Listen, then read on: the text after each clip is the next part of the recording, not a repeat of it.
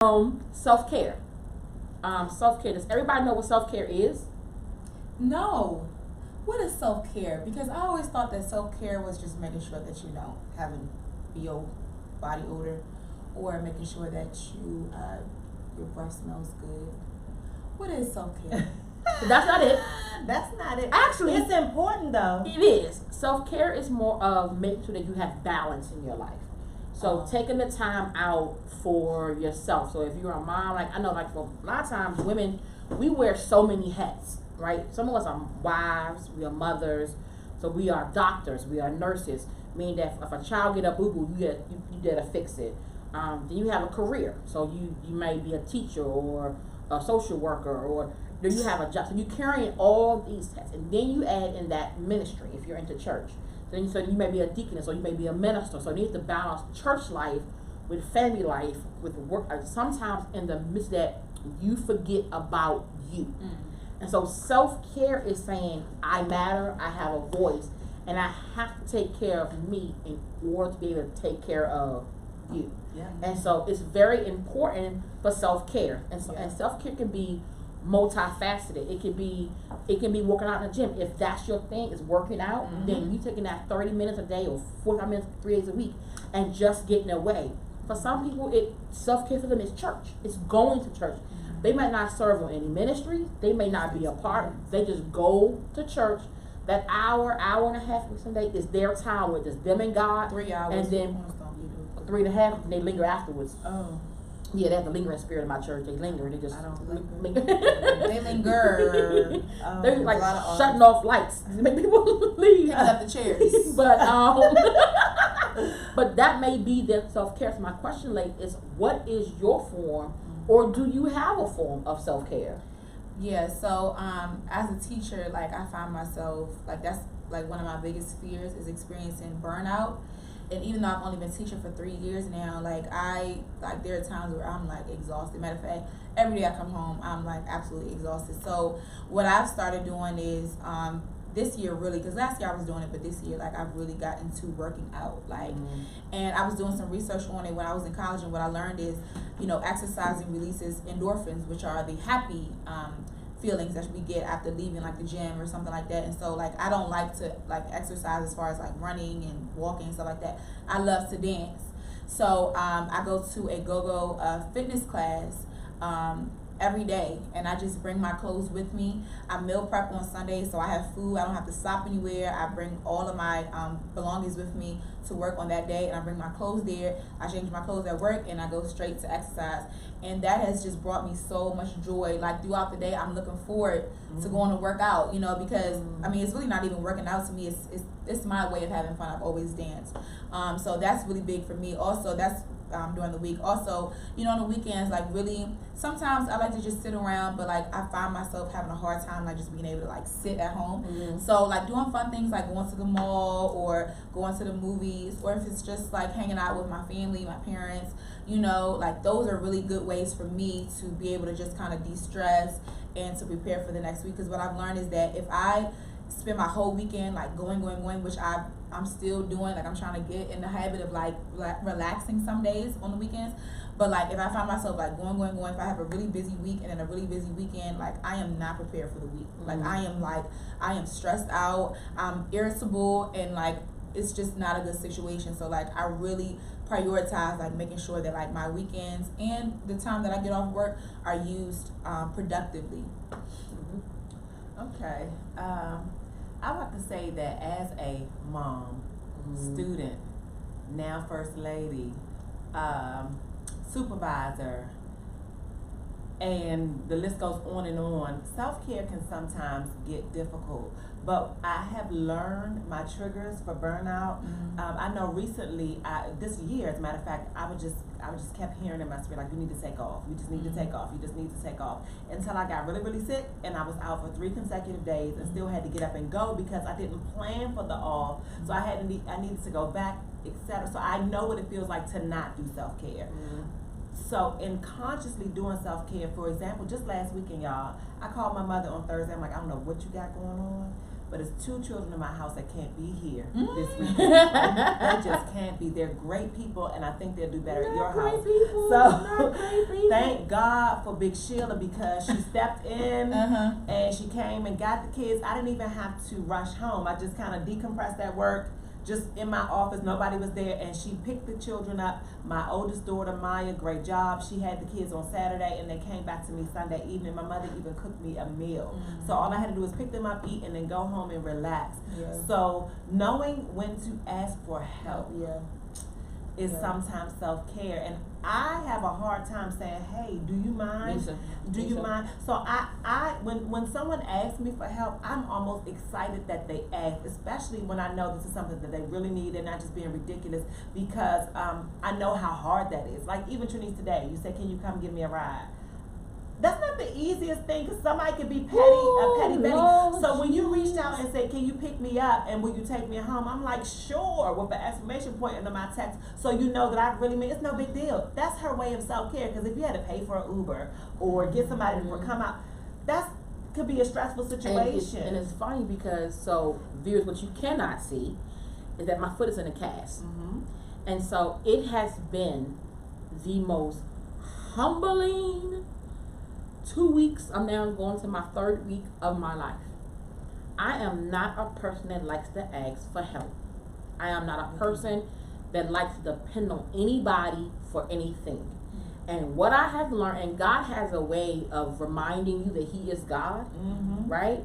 And being like, let me show you who has control. Because when I hurt my foot, I knew I hurt my foot. I knew I had hurt it, but I did not think I'm gonna be in a cast. That was like for the birds. And so this past Tuesday, I went back to the doctor thinking like, this is it, it's over with, I'm be done with. My mom says, you're gonna be in a cast again. And I was like, no, I'm not. Like, you could not tell me I was done, right? So when I was in the doctor, we were going through all the tests, and I was passing all the tests, and then he moved my foot one way, and I screamed because the pain was so bad. And he said, oh, you going in a cast? So wait, can we redo the test? And I won't scream this time. Like, I was so serious, because having to ask for help was more mental for me than being in the cast. But being in the cast has made me have to do what? Sit down. Yeah, He's forced you down. He's forced me to have self-care, because I was like this. And between, being a minister, being a makeup artist, doing Queen Chronicles and planning for Queen Chronicles, like my mind is like this all the time. It's constantly moving, constantly moving. And so sometimes I forget to stop and just breathe, to enjoy the moment, right? To enjoy the experience. And so what I've had to do for the past 2 weeks, and now 2 more weeks, is enjoy my moment, right? Not have to worry about get up in the morning at 4:30, pray, brush my teeth, do my makeup, go to work, be working 3:30, like, and just, it's this, right? It's this all week long. And so now when the weekend comes, I check out. I don't believe in running for the whole weekend. I don't believe in running for the whole weekend. I'll be like, oh no, I can do it today.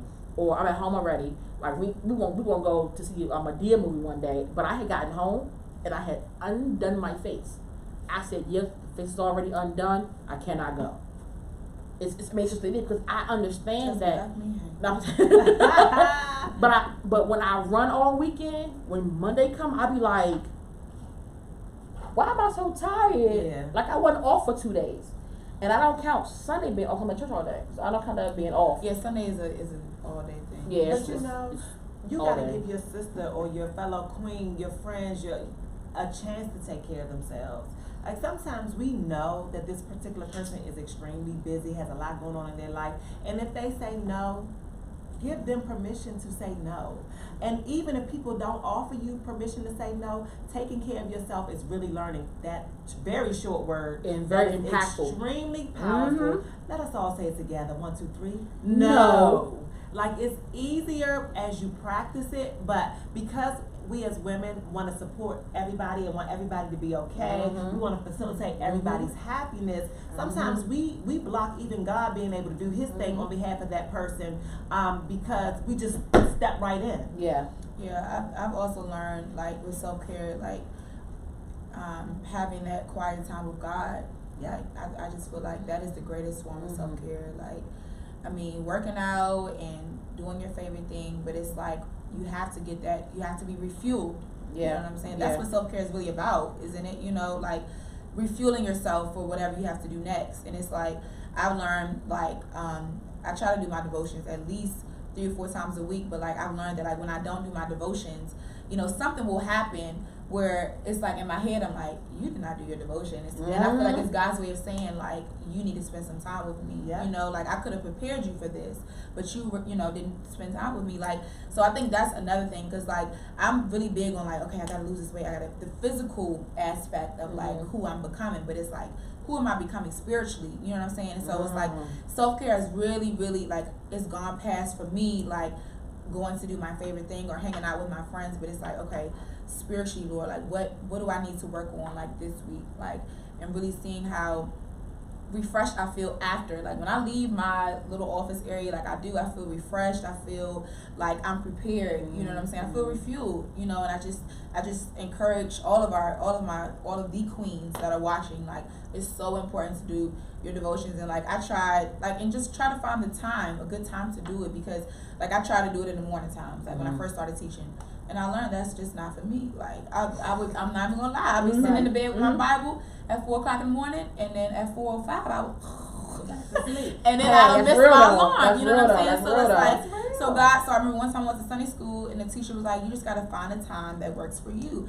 I thought morning was the best time because that's what time my mother wakes up every day. That's what time my grandmother woke up every day. The same time, 5 o'clock in the morning, you hear you hear that. So it's like, okay, I gotta wake up in the morning too.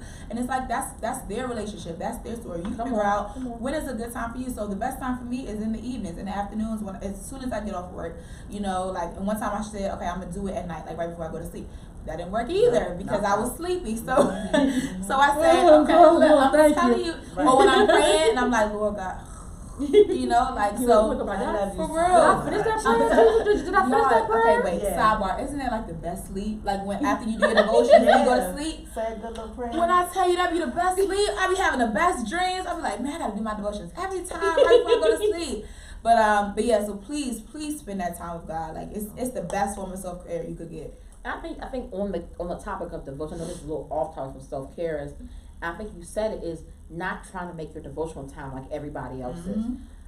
Sometimes mine is reading the Bible. Sometimes mine is just singing a song. And I can't sing. Sometimes it's me singing a song. Sure can. Don't do that. Don't come for me. Don't come for me. The Bible make a joyful noise. That ain't joyful. It's joyful to God. Okay. But sometimes it's quiet. Yeah. So my standard devotional time is 4:30 in the morning, right? But I'm up that early in the morning. But sometimes it's literally my entire ride to work. It's just quiet. There is no music playing. It's just me and God talking. Some of my best sermons I've gotten in my car. Some of my best teachable moments for me healing has come with me go, God, messing up my makeup, but I'm on my way to work. So don't let your devotional time be defined by what you think it should be, or by what you saw somebody else do. Right?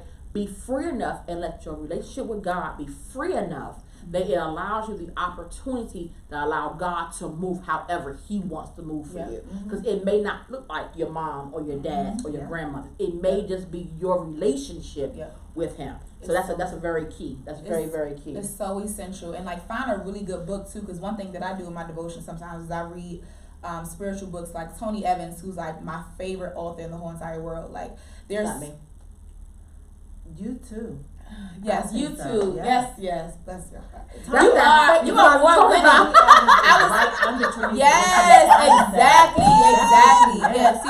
Yeah, Girl, see, fix Tony your Evans crown. is number 2. Girl, Fix Your Crown is number 1. Matter of fact, you're not even on the list. You got your own list. Thank you. But like finding a really, really good book. You know what I'm saying? And like some people, like when they're trying to find a scripture, this is so off topic, but I don't know. I just feel like hitting on this because I just don't think that it's as emphasized, like the importance of having devotions. Mhm. Like it's so important. And it is self-care, and so many people wonder like, well, why am I not getting this, or why am I not getting that, or why am I not succeeding? It's like, have you had your quiet time with God? Like there are things that God wants to tell you, but because you're so busy trying to make it happen on your own, you have to go to the person that's orchestrating all of the moves. You know what I'm saying? If you talk with him, he'll tell you what to do, or he'll send that person to confirm a word, you know? So, but one thing that I do also is like I used when I was a kid, I don't know if y'all did this, but like when I wanted to, because my grandmother was like, and my mom too, my grandmother was like strict. My dad's mom, she was, her devotions every single day. She was like, I mean, you at 5 o'clock in the morning, she could be sick, she was downstairs in the basement praying. And so I just always saw that. So but when I was a kid, she would make us, when we would come over to spend the night, she would make us read the Bible, and I would just open up to a random like scripture, and I would just read. And like sometimes the scripture, especially the King James version, I used to be like, what in the world are they talking about? Like I'm so confused, right? But now that I'm older and I found out about the you know what? Oh God, the Message Bible. No, not the Message Bible. Well, no, what is it called at the end? I can't think of it right Concordance. now. Concordance. Thank you. Being able to go in the back and like whatever you're struggling with, go in the back of the Bible and see, you know, find some scriptures that are related to what you're going through. And I'm telling you, it will change your life. And just stay on that, and don't read just because you want to say, okay, I read for today. Like read to understand, read to comprehend. Like it will change your life. Yes, apply it to your life. Yes. To apply. I like that. You know what I keep hearing is declutter. Like you have to declutter. I know for me, when like let's say my room gets a little cluttered, or my office is cluttered, or even just my life is too cluttered. God wants you to declutter your life so that you're not always running. So if you're in too many activities, or you're that one who always says yes and consistently makes yourself available, it's time to declutter your life. Sometimes we feel like, even as moms and dads or what have you, that we have to have our children in every single sport, every single debate club, every single activity at church, just so that we can be good parents. The reality is children need downtime. Yes, they do. They need one-on-one time with just you. They need time that is unstimulated, and that also releases you from the clutter of running everywhere. Because as a teacher, your child is failing. I'm sorry. Yeah, because it's just too because you're just trying to do too much, and your priorities are all messed up. You worried about him not getting enough playing time in the basketball game, but he just failed my quiz for the 6th time this year. Right. So I'm sorry. No, seriously. Said we teacher, just man. doing too much. Like I say, girl, you're doing too much. So if you could just take a moment, if this applies to you, if you think it applies to you, do a self-inventory. In your quiet and devotional time, you can write down all of the things that you have going on, and take some time to pray about what needs to be removed. Because everything you're doing is not necessarily what God told you to do. That's good. And it can even be ministry, but not your ministry, because you can misminister too. So we don't want you to be reckless in your ministry, because that is when people get hurt. That is when people, that's when you get hurt. That's when you feel burdened. That's when you feel crushed and overwhelmed, because you're not doing what God told you to do. Right. And you're doing what you told you to do. You could be blocking what God really has for you by doing someone else's. Or blocking the blessing for someone else. Yes. Whose role you're in their role. You're in their seat. Yes. And so they can't do what God required of them because you're in their seat. And so it's very important. I remember back in, I think it was 2013, I was running for church. I was out. I was moving. This whole other story. And anywho, and so when I came back to church, before I decided I was going to move away, I was on everything. Usher board, choir. If they had a ministry, I was a part of it, right? To the point that I felt like church had become work, right? Like I was coming to work another 8-hour day. So when God told me I wasn't moving, I finally listened. When I came back, I didn't join everything right away. Right. God, what do you want me on? Like I took the time to really find out, and that's when literally God put me on the path to become a minister. And I took it because I wasn't on 15 different things. Yep. I centered in on what he wanted me to be on. I think I might have got back in the choir for a little bit, but I got out of the choir, and I was just doing youth ministry, and I was just doing training to become a minister. And that's where God had me, because he needed to cultivate inside of what he needed me to do to be his mouthpiece. And so I couldn't be his mouthpiece when I'm on 15 different other ministries. So part of having wisdom and having self-care is asking God, what do you want me to serve on? Where you need me at in your body. The body of Christ is huge, and there's a role for everybody. But you can't be the head and the hand and the foot and the thigh and the eyeball. Like, pick one. Pick one. Pick one. So I mean, go ahead. I was gonna say, kind of moving over to like the importance of prioritizing, and figuring out like what's important and what's not important. I think one thing that I try to do, and I learned from my dad, because my dad is like number one for being like 500 places at one moment. Like I've never seen nothing like it. He cannot sit still. Like I think he has a little ADHD, just a little bit. It's okay. Because he has, and I tell him all the time. I say, you have the spirit of restlessness. He says, yes, I do. Like, he's so quiet. But I'm just like, it could be, there were so many, like, days where it could be literally 7 o'clock in the morning. It's snowing outside. He's gone. And he's came back at noon with a full bag of groceries. He done been to the mall. He's like, I just can't sit still. The last snowstorm we had, he was, it was, I think it was like last month or something like that. But basically, they was telling us not to leave the house, like stay in the house. He could not drive his car. So I see him getting dressed, and he's putting his coat on. And I'm like, where could you possibly be going? He's like, I'll be back. I'm going to Giant. I'm like, they haven't cleared the roads yet. He's like, well, I'm going to walk there. Do you know my father walked? Now, you don't know where I live, but Trudy, you do. Let me tell you. You don't walk to Giant. He walked. It's from my house to Giant. It's probably a good, I mean, it's not that far, but it's about, you have to get on the interstate, or like, not the interstate, but like the main road to get there. You have to get on 301. This man walked to Giant. And I was like, can you just sit still? And for real came back with like steaks and made a full feast for us. And I was happy about that because I was hungry. But I was like, for real? But that's neither here nor there. But the point of me saying that is that my dad told me about writing to-do lists. And every morning he wakes up, and that's the first thing he does. He writes his to-do list, and he checks off things that are important and the things that are not important. And his goal by the end of the day is to make sure that everything that is important is done. And it's his way of making sure that things get done. You know what I'm saying? Because I think sometimes we all try to keep it up here, and I'll remember it, or I'll do it. And there have been so many times where I've messed up, or I didn't, stay true to my word with someone, and I had to like apologize because why? I'm doing this and I'm doing that, and I'm not able to like sit, concentrate, and figure out like, okay, what do I need to do? So I think with self-care, that's very, very important. Like, beyond doing whatever that specific thing is for self-care, but like when you are in the motion of doing what you need to do, make sure that you start it off with, okay, what do I need to do for today? What are my goals for this week? What is important and what can wait until next week? For moms, when you get your moment, don't feel guilty about it. Them kids gonna be fine. Your mother dropped you off somewhere, and it's okay for you to drop them kids off somewhere, okay? Because a lot of times we get so wrapped up in our children that we forget that we have to take care of ourselves. We forget to minister or to attend to the relationship that we're in with our husband or with whomever, our girlfriends and things like that, because we're so worried about our children. So remember that it's okay. And self-care is sometimes aromatherapy, right? A diffuser in your living room if you can't get out, or putting the children down in time enough for you to have quiet time so you're not working, I'm speaking to myself, all the way up until it's time to crash. Because I will do that. I will work from the beginning until the end. Children are in the bed, but I'm still moving. No, make sure you have that time, because I work on that in between 30 minutes, just to kind of just do you. And it's okay if it's a sock on the floor. It's okay. Pick it up in the morning. It's okay. So aromatherapy, massages, getting your hair done sometimes, or doing it yourself. Sometimes we may not have the money, but you got a good girlfriend who can flip it and fry dye and lay it to the side, but you can do nails.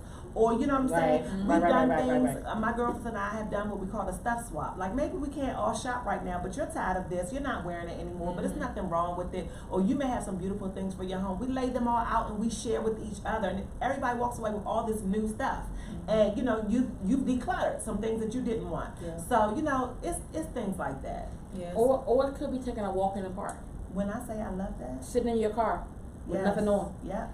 Don't turn the car on. Not in the nothing garage, on naked though. like, You mean nothing on like music? Like music. Yeah. Don't be naked and you going to jail. Yeah. Don't be naked be with no naked in clothes your car. on. But I mean, just but it's turn your mind off. Yes, too. like it could be like I love reading. I'm an avid reader. I can read if it's a good book. I can read it in a day. So for me, getting a good book on the corner of my couch, curled up with a good Sprite. I can do Pepsi no more. Help me, Jesus. But with a good Sprite is life for me. Like, so your self-care can be whatever you need to be. It doesn't mean having to spend money. Right. It doesn't mean having to leave your home. Yeah. Unless you can't get it in your home. Mm. And then you may have to go to your good girlfriend house. Yes. Or plan for it. I'm a budgeter. So if I know I need a hotel weekend, or like when I lived with my What? mom, I would budget hotel weekends. Yes. Right? And so I didn't have them every month, but every other month, I was somebody Marriott because I knew I needed that time where it was just my headspace, and I wasn't. Nobody was calling my name, so but I had to budget it. You know, it wasn't. I couldn't be like, oh, today is Friday and I want to go. That time is coming in my life, but it wasn't then. Right. And so just make sure the whole point about self-care is taking care of you, and not, like you said, feeling bad about it. Yeah. Don't feel guilty because you bought you a soda, or you bought you a pair of shoes, or you got your hair done, or you got your nails done. Like, sometimes getting your feet done is all you need for the world to go around again. I've also learned, like, throughout the day, like, there are times where I just need to breathe. So I go to the bathroom, the teacher's lounge bathroom, I close the door and I just breathe. I do my and you'll be surprised how just breathing slowly in and out can really like kind of calm you down and keep you de-stressed. But I would definitely say with some different, like, Groupon is an excellent way if you want to save money. Get on Groupon. Like, I got a massage like a few months ago for $25 for a whole 75-minute massage up the street in Bowie. Like, please make sure, like, you utilize those websites. Like, go on Groupon, talk with your friends. Like, there are ways for you to cheaply get the self-care that you need. Trinice, you said something that kind of resonated with me. And you talked about if you can't get it in your house, if you can't do self-care in your house.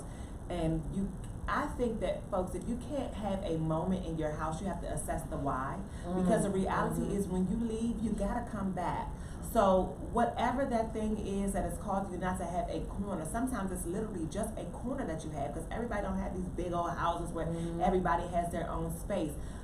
But you have to figure out how you make your home an environment where you can take care of yourself, whether it be a hot bubble bath, whether it be a shower, or, like I said, that peaceful corner with your favorite plant. Ask God to help you remove those things or address those things that cause you to want to leave, because it's good to leave, because I need a break right now. I'm going to get me one. But you got to come back. So let's figure out the thing that we have to come back to. Yeah, and to add on to that point, that's what I was going to say earlier, like making sure that you turn your mind off, because you can be curled up with a book, you can be sitting in a car naked or with clothes, your choice, no judgment zone. But if your mind, if that mind is still stressing, but physically you're not stressing, you look like you're practicing self-care. But on the inside, if you're still thinking like, okay, after this I gotta go do this, and after this I gotta do that, what's the point? It's no point. You might as well continue to physically go back to whatever you were doing. So, like, being mindful of, like, turning everything off, like turning off what I need to do next, because I'm like that. Like, I'm very much like, right now I'm thinking like, okay, what do I have to do tomorrow? What do I have to do next week? What do I have to do when I get home? And it's like, that's something that God is working on me with, like, being able to just say, okay, just be in the moment and relax. Like, and one thing, and I have learned that, like, like, for right now, like, for example, if there's something that I have to deal with tomorrow, I'm getting to the point where it's like, okay, well, what can you do about it right now? If there's nothing I can do about it right now, then I just gotta relax. I gotta chill out, So my dad always says, like, I love that. He always says, girl, go get you something good to eat. Like, we're big eaters, we love to eat. And so, like, that is like one of my biggest forms of self-care. But, like, over Christmas break, we went to Disney World for my birthday, and there were like these really long lines. And so everybody that was with me was like, oh God, we gotta get there. And I remember just thinking, like, there's nothing we can do about it. Like, we all of these people, millions of people out here, are all trying to get on the monorail to get to the parking lot. There's nothing there's literally nothing that we can do right now. Everybody the same idea. We are literally walking like this. There's nothing that I can do. And if I stand here and work myself up, get upset, start yelling, get mad at the people that are stepping on my foot, even though they really don't have a choice because they're up on me and I'm up on this person. Right. If I'm doing that, that's going to make me even madder.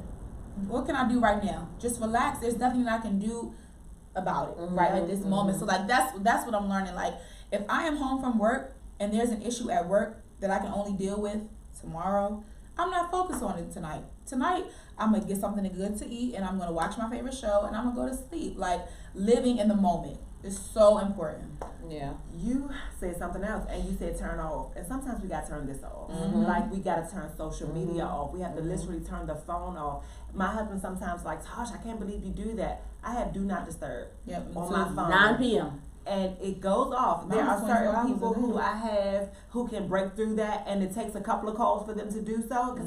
Because my thing is, if you really, really need me, you probably have my house phone, right? And if it's something urgent, okay, you'll get me. But for me, it's got to shut down somewhere. And a lot of times, if self-care is also, like I said, turning off of social media, because we can get caught up in the spirit of comparison, and we're comparing our lives to a virtual reality. So sometimes we have to shut that thing down and realize, okay, she got engaged and what? You know what I'm saying? Just cut it off, because we may not be in the place to go there. And you know, something that I don't do that people are like, why aren't you recording? If I go to see my children in something or I don't need to record, because guess what? I'm taking pictures like this with my eyes, because memories are worth so much more. Because what do we really do with those pictures? And we're holding up, recording on our phones. Why? Every moment is not a recordable moment. You really lose being able to enjoy the sensory experience, the things that you hear, see, touch, smell, you know, all of that when you're so tied up into the phone. So really shut down sometimes to have self-care. Final thoughts, ladies. Final thoughts. So I guess I'll start off by saying, I guess take some time and find what are the best forms of self-care for you, and utilize those and try to put them in, you know, your weekly schedule or your monthly schedule. Is so essential. And you know what I was saying earlier, like, you know, have your fun self-care and, you know, going to the movies, working out, whatever, but also make sure that you are refueling spiritually. And please, like, it's so essential. Do your devotions. Like Trini said, sometimes just sit and listen to music. They have, sometimes I go on YouTube and I just type in prayer instrumental and I just lay there sometimes. Also, I was taking a class and I was at Spelman, and they said if you lay on your back and just put your legs up against like the wall or something like that, like the blood or something that's rushing, it drains, and so it relaxes you, you know. But just do whatever makes you happy so that you feel refused to take on whatever the day brings you. All right, Miss Tasha. Okay, well, the Word of God tells us that He leadeth us beside the still waters, right? He says He maketh us to lie down in green pastures. So God talked to us about rest. He talked to us about laying down, taking a break. So really, when we talk about Sunday or Saturday, whichever your day is, being your Sabbath, sometimes you have some things to do. However, there are times God put that there for a reason. He even said He rested, right, on the seventh day, correct? So that means that you need to rest too, because if the Creator of all things created you as a reflection of who He is, rest is included in that formula. Yes. I think my final thought would be control your controllables. Meaning that if you can't control it, why are you stressing about it? Right. If it's beyond your control, which really everything in life is, then what I have learned in these last 2 weeks is that I control absolutely nothing. Not even that. And that my dependency on me had gotten out of hand. And so God needed to check me. And that was part of the reason why I was home for 2 weeks with no pay. I'm getting checked right now. And so I say to you that make time for you. You can only be as effective for somebody else as you are to yourself. Take your cell phone, for example. No matter how, you can have the latest iPhone, the latest Galaxy, the latest Note, or whatever. At some point or another, the battery on that phone will die. If you never ever plug that phone into a socket or to a wall or to a computer and have it recharged, at some point it won't answer a call. It won't answer a text. You can't check your calendar. You can't buy a ticket or a car. At some point you have to do what? Plug it into a source. So my thing for you is take time to plug into your source. Take time to let God give you back what you lacking so that you can then go feed somebody else. Yes. Amen? Amen. Amen. So on behalf of all of us, thank you for watching what? Queen Chronicles The Series. Have a good one. See you next Bye. time. 8 o'clock next Thursday. Boop, boop, boop.